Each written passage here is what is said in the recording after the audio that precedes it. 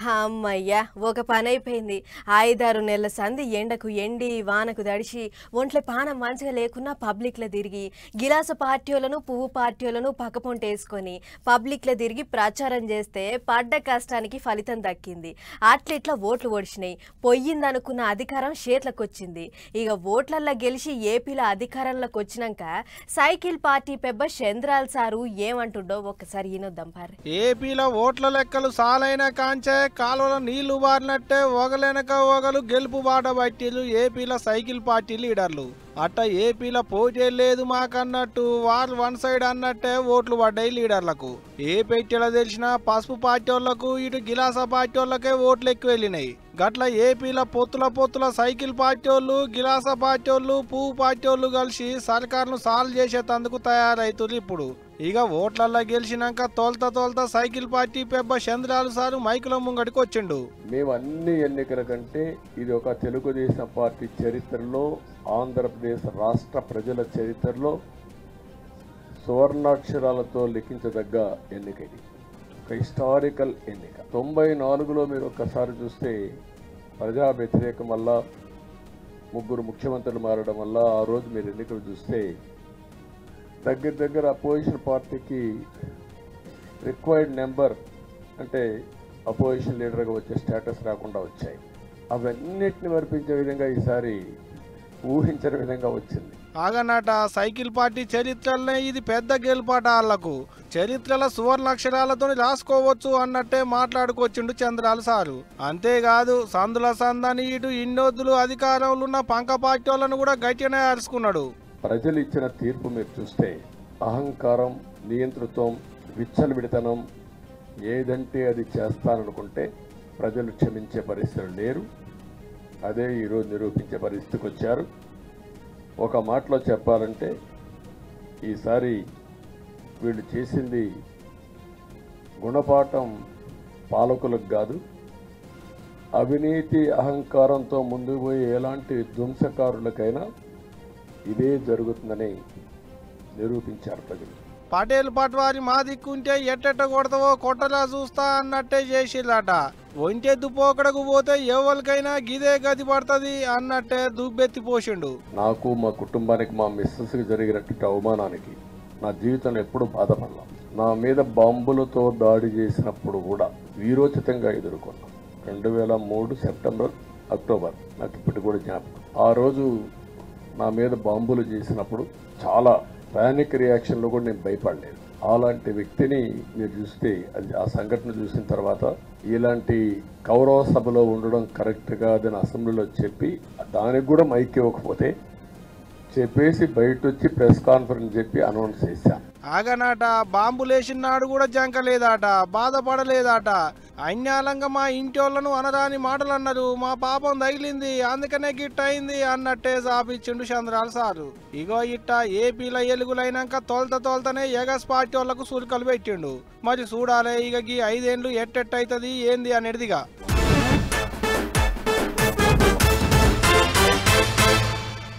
రెండొద్దుల సంధి చాలా మంది టీవీలలోనే మూతులు పెట్టి కూసుంటుర్రు. ఎందుకంటే ఏపీలో ఓట్లల్లో ఎవరు గెలుస్తారు, తెలంగాణలో పార్లమెంట్ ఓట్లల్లో ఎవరు దిక్కుల గెలుస్తారు, అధికార షేయ్ పార్టీలకు ఎన్నొస్తాయి, కేంద్రంలో ఉన్న పువ్వు పార్టీలకు ఎన్నొస్తాయి, ప్రతిపక్షంలో ఉన్న కార్ పార్టీలు ఎన్ని దిక్కుల గెలుస్తారు, ఏ లీడరు ఏమేమి ముచ్చట్లు చెప్తాడు అనేటిదంతా ఈయన నీకే. అట్లా అందరి ముచ్చట అటెంక ఇందంగానే ముందుగల తెలంగాణ సీఎం రేవంత్ సార్ ఏమో చెప్తుండు ఇంద పార్రి. జరిగిన పార్లమెంట్ ఎన్నికల్లో 17 పార్లమెంట్లకు సంబంధించి 1 సీటు ఎంఐఎంకి ఇస్తే 16లో 8 పార్లమెంటు నియోజకవర్గాలను కాంగ్రెస్ పార్టీని గెలిపించడం జరిగింది. మరొక 8 భారతీయ జనతా పార్టీ గెలవడం జరిగింది. మా 8 పార్లమెంటు నియోజకవర్గాల ఫలితాలు దాదాపుగా 41% ఓట్లు కాంగ్రెస్ పార్టీకి రావడం జరిగింది. 2023 డిసెంబర్ 3 నాడు వచ్చిన ఫలితాలలో కాంగ్రెస్ పార్టీకి వచ్చిన ఓట్ల శాతము 39.5%. ఈ పార్లమెంట్ ఎన్నికల్లో 100 రోజుల పరిపాలన తర్వాత దాదాపుగా 41% ఓట్లు కాంగ్రెస్ పార్టీకి రావడం జరిగింది.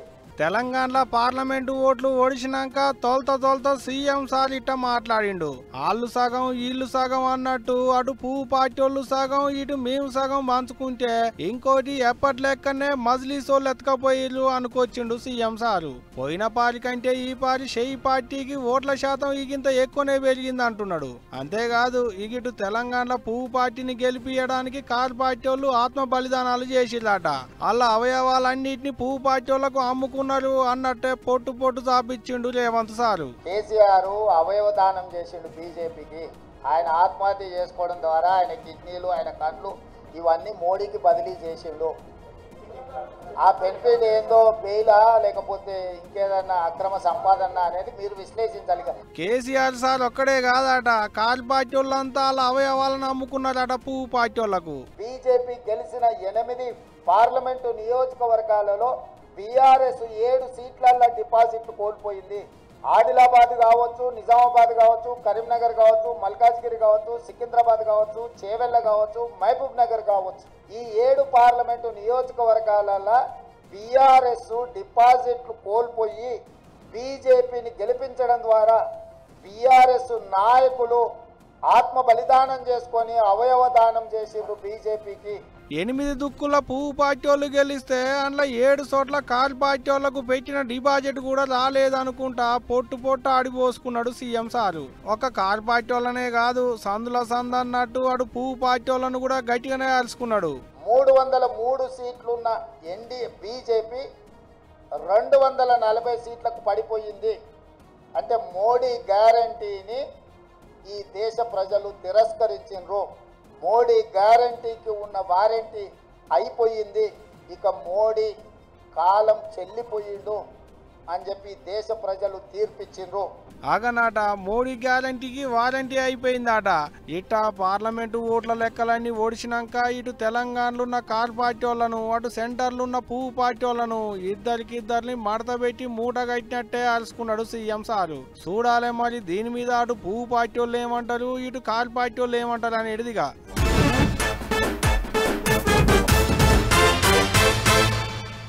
కొంతమంది పట్టుబడితే ఉడుం పట్టు పట్టినట్టే ఉంటది. అనుకున్నారంటే అయ్యేదాకా ఈడవరు. శపథం పట్టిర్రంటే మంగమ్మ శపథం అన్నట్టే ఉంటారు. అనుకున్నది తీరేటి దాకా అడుగు తప్పేదే లేదు మడమ తిప్పేదే లేదు అన్నట్టు పట్టు పట్టుకొని ఉంటారు. ఇగో ఇప్పుడు ఏపీలో చంద్రాల్ సార్ కూడా అట్టనే పట్టిన పట్టు ఇడవకుండా శపథం పట్టినట్టే అనుకున్నది సాధించుకుండు. ఇంతకు ఏందా శపథం అని అంటారా? అయితే గిజ్జుడుర్రి. మంగమ్మ శపథం అంటుంటే ఏమో అనుకున్నాం గాని ఇప్పుడు సైకిల్ పార్టీ పేప చంద్రాలు సార్లు చూస్తే గా శపథానికి అంగీ పాయింట్ వేస్తే గిట్టనే ఉంటదేమో అనిపిస్తుంది. ఇప్పుడు సారు పట్టు వదలని విక్రమార్కుడు మాట అంటే మడమ తిప్పేది లేదన్నట్టే 3 ఏళ్ల దానిక అన్న మాట మీదనే ఉన్నాడు. చెప్పేదేం సమజైతలేదు కదా. అయితే ముందుగాల సార్ 3 ఏళ్ల కింద ఏం మాట్లాడిండో ఈనూరి. ముఖ్యమంత్రి ఈ హౌస్ కు వస్తాను తప్ప అదర్వైజ్ నాకు రాజకీయాల అవసరం లేదు. ఇలాంటి గౌరవ సభలో నేను ఉన్నానని మరొకసారి విజ్ఞప్తి చేస్తూ మీకు నమస్కారం. ప్రజలందరికీ విజ్ఞప్తి చేస్తున్నా నా అవమానం మీరందరూ నిండు మనసుతో ఆశీర్వదించమని కోరుతూ అందరికీ నమస్కారం. ఆగో ఇన్నరా ఇది గౌరవ సభ కాదు కౌరవ సభ అని 3 ఏళ్ల కింద అసెంబ్లీకేంచి బయటకు వచ్చిండు. ఆటంక మైకుల ముంగట కూర్చొని మళ్ళీ ఏం మాట్లాడిండో అది కూడా ఇన్నూరి. ఈ ధర్మ పోరాటంలో మీరు సహకరించండి. సహకరిస్తే రాష్ట్రాన్ని కాపాడుకోవడంలో నా వంతు కర్తవ్యం చేస్తాను. అసెంబ్లీకి క్షేత్రస్థాయిలో తేల్చుకున్న తర్వాతనే అసెంబ్లీకి వెళ్తాను. అంతవరకు వెళ్ళను. అది మళ్ళా సీఎం అయినాకనే అసెంబ్లీలో అడుగు పెడతానని 3 ఏళ్ల కింద శపథం పట్టిండు చంద్రాల సారు. ఇది 3 ఏళ్ల కింద మాట్లాడిన మాట. ఇక ఇప్పుడేమంటుండో అది కూడా ఇనూరి. ఇదే అసెంబ్లీకి నేను ఏదైతే చెప్పానో అది చేసి వెళ్ళడం అనేది ఒక తృప్తి, ఒక గౌరవం. ఆ గౌరవాన్ని నిలబెట్టిన ప్రజలను కూడా మనస్ఫూర్తిగా అభినందిస్తూ మీ రుణం తీర్చుకుంటాం. ఏ విధంగా పనిచేయాలో పనిచేస్తాం.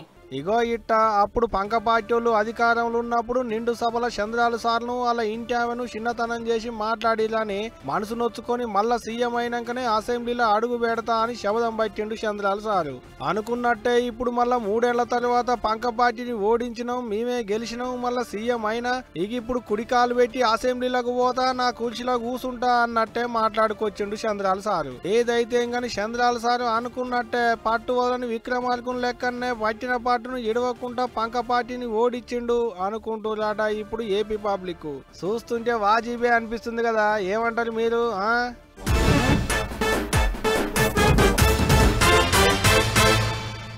కొంతమంది ఉంటారు సుయ్యమంటే నాకో బూరే అన్నట్టే ప్రతి దాంట్లో ఏలు పెడుతుంటారు. ఇంతమంది ఏలు కాలు కాదు ఏకంగా మనుషులే దూరుతారు. అట్లా ఈ నడుమ రాజకీయాల ముచ్చట్ల వాళ్ళు గెలుస్తారు వీళ్ళు గెలుస్తారు అని రాజకీయ జాతకాలు చెప్పేటోళ్ళు బగ్గమోపైర్రబ్బా. అగో అట్లా ఆయన గెలుస్తాడు ఈయన గెలుస్తాడు అని చెప్పే గీ అన్న నవల పాలయ్యిండు. ఇంతకు ఎవళ్ళు అని అనుకుంటుర్రా? చూడుర్రి ఎరకైతుంది. జగన్మోహన్ రెడ్డి గెలుస్తారు అని చెప్పినటువంటి ప్రిడిక్షన్ తప్పవడం వల్ల నేను ఒక నిర్ణయాన్ని తీసుకున్నాను. ఈ రోజు నుండి రాజకీయ పరమైనటువంటి విశ్లేషణ ప్రిడిక్షన్స్ కానీ అలాగే సినిమా పరిశ్రమకు చెందినటువంటి వ్యక్తిగతమైనటువంటి పర్సన్స్ కు సంబంధించిన ప్రిడిక్షన్స్ కానీ ఇక మీదట ఎలాంటి సోషల్ మీడియాలో చెప్పడం మానేస్తా ఉన్నాను. ఆగనాట ఇప్పటి సంది వేణుస్వామి జాతకాలు చెప్పడనుల్లో ఏపీ ఓట్లల్లో జగనాలు సారే గెలుస్తాడు, చంద్రాలు సారు పవనాలు సారు పువ్వు పార్టీలతో పొత్తులు పెట్టుకున్నా ఏం ఫాయిదా లేదు. మళ్ళా ఏపీలో గెలిచేది పంక పార్టీనని అప్పట్లో గవ్వలేసి పంచాంగాలు దిప్పేసి చెప్పిండు కదా ఈ స్వామీజీ. అట్ట ఓటు అనుకుంటే ఓటు అయిందట, కిందిది మీదికైందట, మీదిది కిందికైందట. తాను ఓటి తలిస్తే దైవం ఓటి తలిసిండట. అందుకనే సార్ చెప్పినట్టు కాకుండా పొత్తులు కూడినోళ్ళే గెలిచేటాళ్లకు ఇక ఇప్పటి సంది రాజకీయ జాతకాలు సినిమాల జాతకాలు చెప్పను అన్నట్టే మాట్లాడుకొచ్చిండు వేణుస్వామి. ఇంకేమంటుండో ఈయనూరి? నేను చెప్పినటువంటి ప్రిడిక్షన్ 100% తప్పయింది.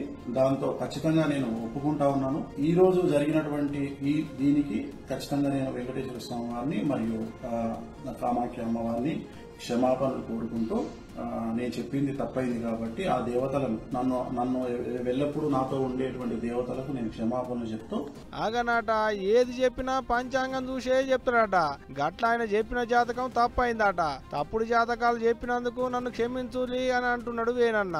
ఇంత గట్టిగా చెప్తుండంటే ఇక ఇప్పటి సంది ఏ జాతకాలు చెప్పడు ఎవరి జాతకాలు చెప్పడు అన్నట్టే. ఇగో ఇట్ట ఆయన చెప్పేటి జాతకాలు తప్పైతున్నాయని ఏకంగా జాతకాలకే రామ్ రామ్ చెప్పిండు అన్నట్టు.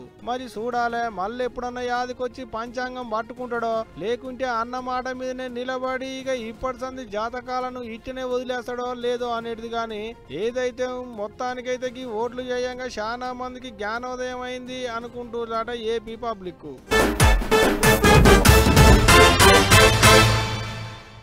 కొంతమంది లీడర్లు ఓట్ల ముంగట గట్టిగా మాట్లాడుతుంటారు.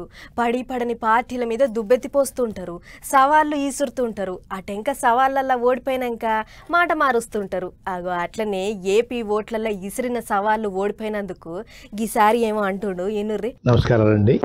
నమస్తే సార్, పద్మనాభన్ సార్. ఏం సంగతి ఇట్లొచ్చిర్రు? ఈ మధ్య జరిగిన ఎన్నికల్లో పరాజయం జగన్మోహన్ రెడ్డి గారికి వచ్చింది. అవును సార్, అది అందరికీ ఎరుకున్నదే కదా. నిన్నటి ముచ్చటేనాయే. వారు కోట్లాది రూపాయలు సంక్షేమ కార్యక్రమాలు పేదవారికి ఆక్సిజన్ ముఖ్యమంత్రి ఎవరంటే జగన్మోహన్ రెడ్డి గారు. సరే, సంక్షేమ పథకాలు ఉంటే సరిపోతుందా సార్? గింత అభివృద్ధి కూడా ఉండాలి కదా. మరి సంక్షేమం కన్నా అభివృద్ధి మీద ఇంట్రెస్టా లేకపోతే వీరు పెట్టిన సంక్షేమ పథకాలను మించిపోయి ఎదుటి పార్టీ వారు పెట్టడం వల్ల అటు మొగ్గారా అన్నది పెద్ద ప్రశ్న అండి. అంటే ఏమంటారు మీరు? సంక్షేమ పథకాలనే నమ్ముకుర్రు, అభివృద్ధి ఏం చేయలేదు అంటారు, గంతేనా? అదేంది సార్, అభివృద్ధి అనగానే గమ్మునైతిరి. సరే, మాకెందుకు గాని మీరేం చెప్పాలనుకుంటుర్రో చెప్పురి సార్. గతంలో పవన్ కళ్యాణ్ గారి గురించి నేను ఒక సవాలు విసిరానండి. సవాలా? ఏం సవాల్ సారు? పిఠాపురంలో ఓడించి పంపుతాం, ఓడించి పంపకపోతే నా పేరు మార్చుకుంటాను పద్మనాభరెడ్డిగా అని చెప్పడం జరిగిందండి. అయ్యో గట్లనా? మరి పవనాల్ సారు పిఠాపురంలో గెలిచిండు కదా సారు, మార్చుకుంటుర్రా లేదా ఇంతకి? అన్న మాట ప్రకారంగా నా పేరు పద్మనాభరెడ్డిగా మార్చమని చెప్పేసి గెజిట్ పబ్లికేషన్ కోసం పేపర్స్ అన్ని రెడీ చేసుకున్నారండి. వా, అన్న మాట మీద నిలబడ్డ లీడర్ సార్ మీరు. అన్నట్టు మిమ్మల్ని పద్మనాభం అని కాకుండా ఇంకేదో పేరు పెట్టి పిలుస్తున్నారంట, ఏంది సార్? ఉప్మా పద్మనాభం అంటున్నారండి. అయ్యో, పెద్దాన్ని పట్టుకొని గట్లనే నానేది. పాపం సార్ చూడుర్రి ఎంత దుక్కుటిల్లుతున్నాడో. నారాజు కాకుర్రి సార్, అన్నోళ్ళంతా మనోళ్లే గాని. మా కాఫీ మర్యాద చేయటం తప్పన్నట్టుగా లేదంటే చాలా చీప్గా వారి దృష్టిలో ఉందో నాకు తెలియట్లేదు. పాపం సార్ బగ్గ నారాజు అయ్యిండు. ఉప్మా పద్మనాభం అనే వారిని నేను మీరు ఎవరైతే ప్రేమిస్తున్నారో వారి చేత రోజు పలావులు పెట్టించండి. పలావులు పవన్ కళ్యాణ్గా వారిని తయారు చేయండి. సరే తీయుర్రి సార్, అన్నోళ్ళంతా మనోళ్ళే గాని ఆఖరికి అధికారంలోకి వచ్చిన వాళ్ళకు ఏమైనా చెప్పాలనుకుంటుర్రా మీరు? కూటమి నాయకులు గెలిచినందుకు వారందరికీ శుభాకాంక్షలు తెలియజేస్తా ఉన్నాను. మొత్తానికైతే సార్ అన్న మాట మీద నిలబడి ఉన్న పేరును మార్చుకుంటున్నా అని చెప్పిండు. మరి చూడాలే పేరు మారినాక మార్చుకున్నా అని మళ్ళొచ్చి ఏమైనా చెప్తాడో లేదో అనేటిదిగా.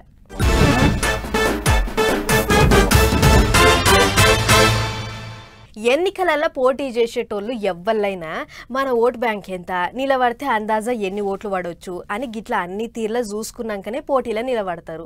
సరే అనుకున్న దాంట్లో 1, 2 అటు ఇటు అయినా పెద్ద ఫరక్ పడదు, కానీ మొత్తానికే పడకుంటే నాయకులు చాలా నారాజు అవుతారు. అగో అట్లనే అయ్యింది కేఏ పాల్ సార్ ముచ్చట కూడా. ఇంటోళ్ళందరూ ఓట్లు వేస్తారని అనుకుంటే ఏమో అయిందట. మరి ముచ్చటేందో మనం కూడా అరుసుకొని వద్దాం పార్రి. మా ఇంట్లో మొత్తం 22 ఓట్లుండే, అన్ని ఓట్లు నాకే వేస్తామని నాకు మాట ఇచ్చిర్రు. మరి 22లా 1, 2 అటు ఇటు అయినా పెద్దగా పట్టించుకోకపోదును, కానీ ఉత్త 4 ఓట్లే ఎట్లా పడ్డాయి? ఎన్నో మోసం జరిగి అంత ఎటమటం అయింది. ఇదంతా నా మీద ఎవరిలో కావాలనే ఖర్చుతోనే వేసిర్రు, నన్ను గెలవకుండా చేయాలని కుట్రలు చేసిర్రు అని కుండ పార్టీ నాయకులు కేఏ పాల్ సారు కుండ బద్దలు కొట్టే మాటలు మాట్లాడినరు. అంతేకాదు ఇంకేమన్నాడో ఇనుర్రి. మునుగోడులాగా మాకు ఇక్కడ ఓట్లు, నేను పుట్టినూరు పెరుగునూరు, 1000 కోట్లు దానం చేసిన నేను ఎంత అవినీతి ఎలక్షన్ అని రుజువులతో నేను పెట్టాను కోర్టులోది. కొన్ని బూతుల్లో ఒక్కోటి రాలా, అది ప్రాబ్లం. 22 మంది మా ఫ్యామిలీ రౌండ్లో ఎవడైనా నమ్ముతాడు ఇది? ఎవ్వలేమో గాని మీకు గంత తక్కువ ఓట్లు వచ్చినాయి అంటే జనమైతే నమ్ముతలేరు సార్. అది సరే గాని ఇంతకిప్పుడు ఏం చేద్దామంటారు మరి?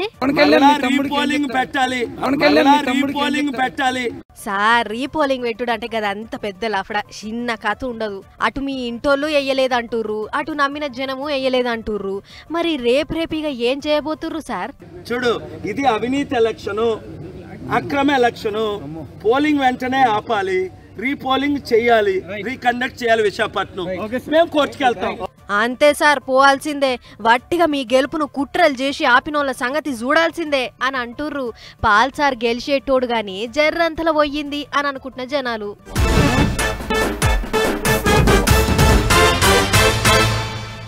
మనం ఈ లోకాన్ని చూస్తున్నామనంటే అది జన్మనిచ్చిన తల్లి పుణ్యమే. బిడ్డ కడుపుల పడ్డ కాడి నుంచి భూమి మీదకి వచ్చేదాకా ఎన్నో కష్టాలను సంబురంగా భరిస్తుంది తల్లి. అసొంటి తల్లికి మనం జీవితాంతం సేవ చేసుకున్న తక్కువే. కానీ నిన్ని అల్ల కొందరికి ఆ తల్లి ఇల్వ తెలియకుండానే పోతుంది. వాళ్ళకింత తిండి పెట్టాల్సిన కొడుకు ఆస్తి కోసం అమ్మనే బయటికి నూకేసిండట. పాపంగా తల్లి గోసగాదు పోర్రి.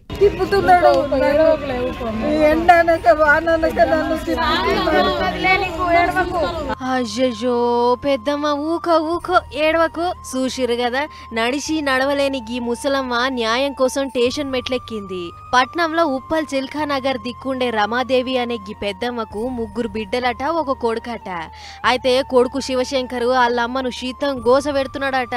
ఆస్తంతా నాకిచ్చి నువ్వు ఇంట్లోకించి ఎటన్నా వెళ్ళిపోవాలే, మళ్ళా ఈ టెంకల రావద్దు అని దినం సుడి పెడుతున్నాడట.